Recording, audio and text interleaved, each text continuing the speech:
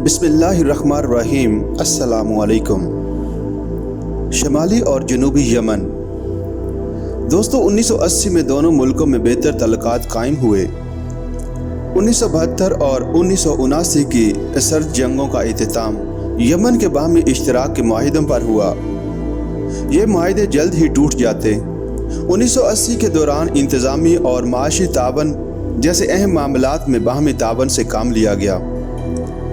दिसंबर 1999 में दोनों मुल्कों के रहनुमाओं के दरमियान मुज़ाकरात हुए, जिसमें दोनों ममालिक के इत्तेहाद के मुआहिदे को आखिरी शक्ल दे दी गई।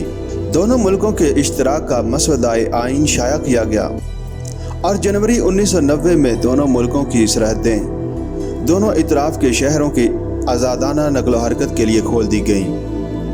मई 1990 में दोनों मुल्क बाकायदा तौर पर मुत्तहिद हो गए और मुल्क का नाम रिपब्लिक ऑफ यमन रखा गया।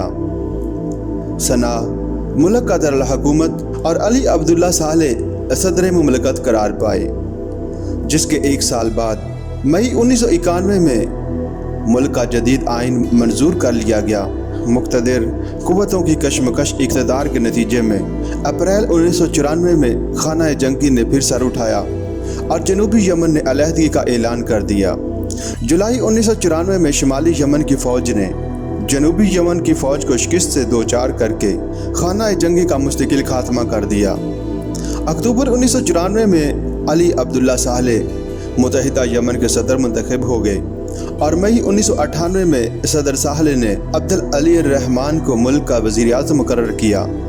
इसके बाद यमन एक इस्लामी सल्तनत बन गया। अक्टूबर 2000 के बाद जमहूरिया यमन में अमेरिका की बेजा मुदाखलत और दहशतगर्दी के खात्मे के लिए कई इक़दामात उठाए गए और अभी भी हुकूमत के खिलाफ छोटी छोटी तहरीकें चलती रहती हैं। 1994 में 1991 के आइन में तरमीम की गई, जिनके मुताबिक सदर और ईवान नुमाइंदगान का 5 साल बाद बराह रास्त इंतखाब होता है, जबकि सदर वज़ारती कौंसिल का तकर्रर करता है। दोस्तों, ये जज़ीरा नुमा अरब में एक ज़रख़ेज़ तरीन खित्ता शुमार किया जाता है। काश्तकारी पर 75% आबादी का इन्हिसार है। ज़राअत और माहीगीरी से कौमी आमदन का बेशतर हिस्सा हासिल होता है। काश्तकारी पहाड़ों की अतराफ़ में चबूतरों पर और इनके दरमियान वाक़या वादियों और साहिली इलाकों में होती है। पहाड़ों और वादियों में बारिश होने की वजह से ये इलाके रवायती तौर पर काश्तकारी के लिए मशहूर हैं।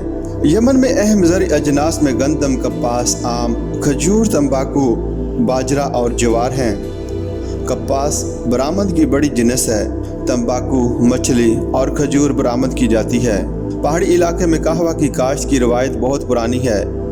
यमन का कहवा दुनिया में कहवे की बेहतरीन किस्म में शुमार किया जाता है। इसे मकामी तौर पर अलमुखा कहा जाता है। पहाड़ी इलाके की दूसरी अहम पैदावार में कात का पौधा है, जिसके पत्ते नशावर हैं।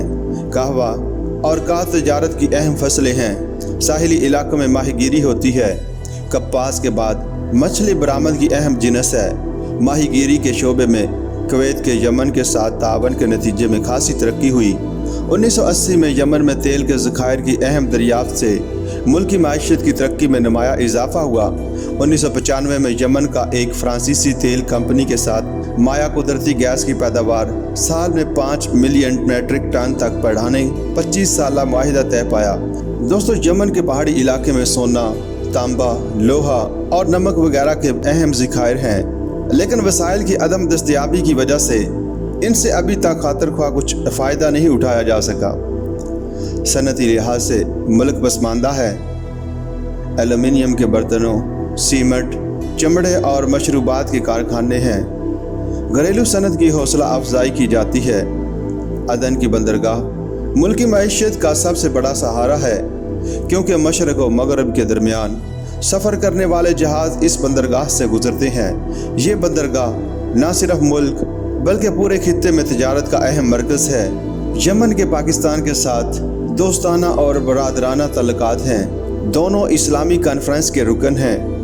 दोनों में तिजारती तल्लुकात कायम हैं। दोनों मुल्कों में मजबूत दीनी और सकाफ़ती रिश्ते हैं। बहुत से आलमी मामलात में दोनों मुल्कों के नुक्ता नज़र में यकसानियत है।